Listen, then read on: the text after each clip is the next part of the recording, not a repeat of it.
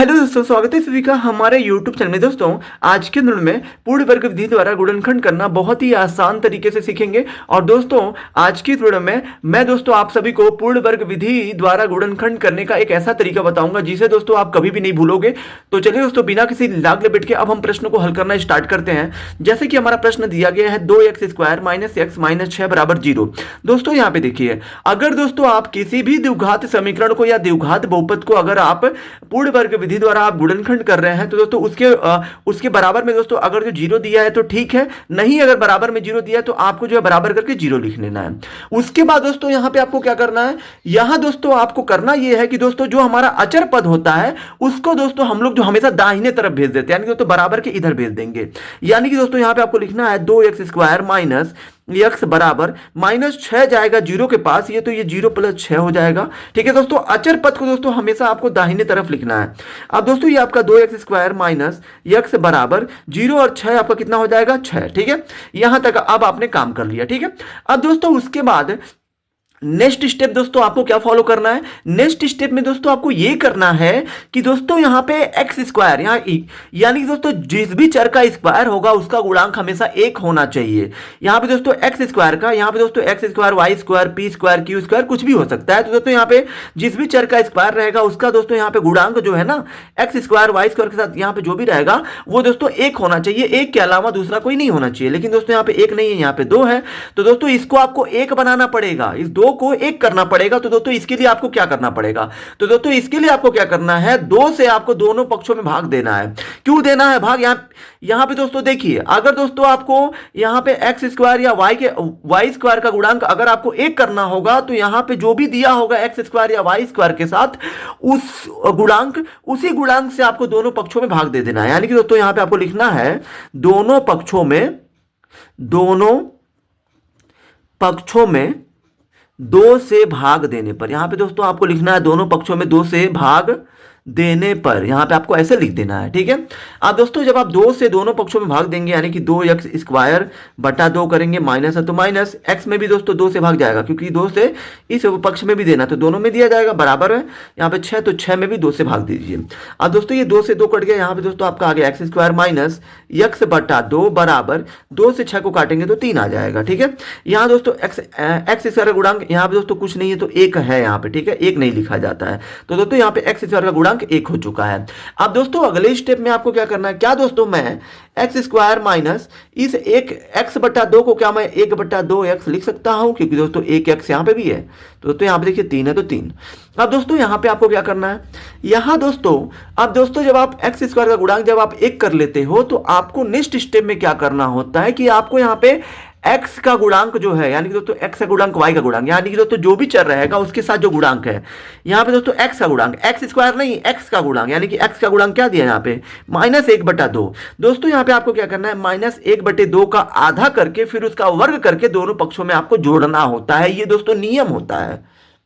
तो दोस्तों यहां पे आपको लिखना है यहां x के गुणांक, यहां दोस्तों x का गुणांक, y का गुणांक, p का गुणांक, q का गुणांक कोई भी रहेगा दोस्तों यहां पे x² यानी कि दोस्तों चर के स्क्वायर का गुणांक नहीं लेना है, यानी कि दोस्तों सिर्फ जिस चर की घात 1 रहेगी उसका गुणांक लिया जाता है। तो दोस्तों x का गुणांक -1 बटा 2 है तो यहां आपको लिखना है x के गुणांक 1 बटा 2 के आधे, यानी कि दोस्तों 1 बटा 2 का अगर आप किसी भी भिन्न का आधा करते हैं तो दोस्तों देखिए यहाँ पे -1 बटा 2 का आधा करेंगे तो -1 बटा 4 हो जाएगा। यानी कि दोस्तों हर में आप 2 से गुणा कर दीजिए, हो गया 1 बटा 2 का आधा 1 बटा 4। फिर दोस्तों -1 बटा 4 का अगर आप वर्ग करते हैं तो दोस्तों यहाँ देखिए -1 बटा 4 का वर्ग होगा, 1 का वर्ग होता है 1 और दोस्तों 4 का वर्ग होता है 16, यानी कि दोस्तों -1 बटा 4 का वर्ग होगा 1 बटा 16 दोनों पक्षों में जोड़ने पर, यानी कि दोस्तों आपको 1 बटा 16 इन दोनों पक्षों में जोड़ देना है। यानी कि दोस्तों x² माइनस 1 बटा 2x और प्लस 1 बटा 16 बराबर 3 में भी जोड़ना है आपको 1 बटा 16, यानी दोस्तों इस वाले पक्ष में भी आपको इस वाला पक्ष हमने लिख दिया, प्लस कर दिया 1 बटा 16 बराबर इधर भी 3 है तो 3 प्लस 1 बटा 16। अब दोस्तों यहां देखिए, यहां दोस्तों क्या मैं इसको जो ये हमारा ये दिया, क्या मैं इसको a² माइनस 2ab प्लस इसको मैं क्या 1 बटा 4 का होल स्क्वायर लिख सकता हूं, बराबर में 16 48 और प्लस 1 कितना हो जाएगा 49 और बटे में 16 है तो 16, ये मैंने लिख दिया। अब दोस्तों यहां देखिए इसको दोस्तों मैंने x square minus 1/2 x plus 1/16 को मैंने एक्स स्क्वायर माइनस ये दोस्तों हमारा ए स्क्वायर के रूप में तो हमने लिख दिया, माइनस ये वाला जो हमारा है माइनस 1/2 एक्स, ये दोस्तों हमारा 2ab का मान है, ये दोस्तों हमारा 2ab के रूप में है, क्योंकि दोस्तों ये पूरा ही दोस्तों आपको a square minus 2ab plus b square के रूप में है, इस रूप में है आपका ये। तो दोस्तों इसको मैंने इसी रूप में लिखा हुआ है, ए स्क्वायर माइनस 2a हो गया, ये b हो गया। तो दोस्तों यहाँ पे b का मान कितना दिया है 1/4, तो ये b है, ये आपका a स्क्वायर है, ये प्लस आपका b स्क्वायर है, a square plus b square, बीच में माइनस 2ab है तो माइनस 2ab हो गया। तो दोस्तों मैंने यहाँ पे b को यहाँ लिख दिया है, सॉरी a को यहाँ लिख दिया, b को यहाँ पे लिख दिया, तो दोस्तों उससे कोई फर्क नहीं पड़ता है। तो इसको हम क्या लिख सकते हैं, a माइनस b का होल स्क्वायर बराबर में, इधर आपका 49 किसका वर्ग होता है 7 का, 16 किसका होता है 4 का स्क्वायर है, तो स्क्वायर कर दीजिए। ठीक है। अब दोस्तों यहाँ पे आपको क्या करना है, यहाँ दोस्तों आपको करना ये है, दोस्तों माफ कीजिएगा, इसको दोस्तों आप ऐसे ही लिखिए 49/16। मैं दोस्तों बता रहा हूँ क्यों मैंने ऐसा किया है, ऐसे भी दोस्तों लिख सकते थे लेकिन थोड़ा सा बहुत ज़्यादा लंबा हो जाता। अब दोस्तों यहाँ पे देखिए, ये आपका ये दोस्तों हमारा x माइनस 1/4 है, स्क्वायर को भेज दीजिए 49/16 के पास, तो ये स्क्वायर जब भेजते हैं तो कड़ी में 49/16 हो जाएगा।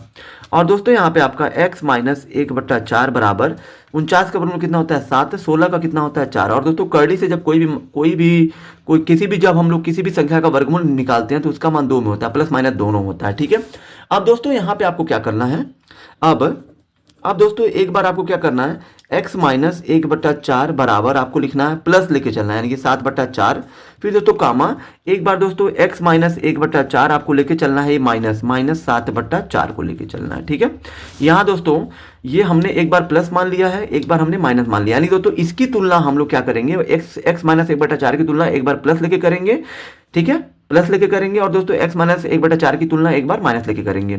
अब दोस्तों यहाँ देखिए, ये जो x बराबर ये 7/4 है, माइनस जाएगा इधर हो जाएगा प्लस 1/4, कॉमा यहाँ दोस्तों x है तो x बराबर ये माइनस 7/4 है, माइनस गया इधर हो जाएगा प्लस 1/4। यहाँ दोस्तों x बराबर 4 का लसा लेंगे तो 4 होगा, फिर यहाँ दोस्तों ऊपर 7 है तो प्लस 7 + 1 हो जाएगा, कॉमा ये दोस्तों x बराबर, ये दोनों का दोस्तों हर समान है तो लसा वही हो जाएगा, ऊपर का वैसे ही उतार दिया जाता है। ठीक है, हर समान होने पर दोस्तों x बराबर 7 1 कितना हो जाएगा 8/4। ठीक है, कॉमा यहाँ दोस्तों x बराबर ये -6 आ जाएगा, बट्टा में 4 होगा। अब दोस्तों ये 4 से 8 काटेंगे 2 बार में, यानी कि दोस्तों x का मान 2 आ जाएगा, और कॉमा x बराबर ये 2 से काटेंगे 2 दूना 4 2 3 6, यानी कि -3/2। ये दोस्तों यही दोनों हमारे इस प्रश्न के उत्तर होंगे, यानी कि दोस्तों x बराबर एक बार 2 होगा, और जो x बराबर -3/2, यही दोनों आपके इस प्रश्न के उत्तर होंगे। आई होप कि दोस्तों आप सभी को ये वीडियो बहुत ही ज़्यादा पसंद आई होगी। अगर आप हमारे चैनल पर नए हैं तो हमारे चैनल को लाइक, सब्सक्राइब और शेयर जरूर करें।